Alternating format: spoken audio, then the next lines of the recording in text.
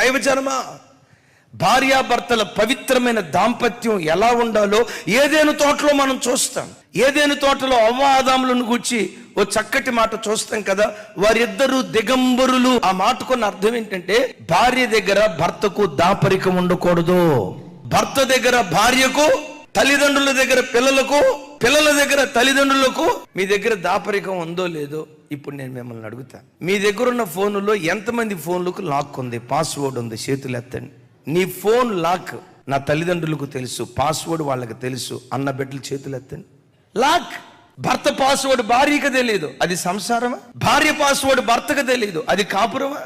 భార్య అకౌంట్ భార్యకే, భర్త అకౌంట్ ఉండకూడదని కాదు. భార్య లావాదేవీలు భర్తకు తెలియవు, భర్త లావాదేవీలు భార్యకు తెలియవు. దైవజనమా, భర్తకు తెలియని రహస్య జీవితం తాను ఆచరించడాన్ని బట్టి యాకోబుకు కడుపు కోత మిగిల్చింది.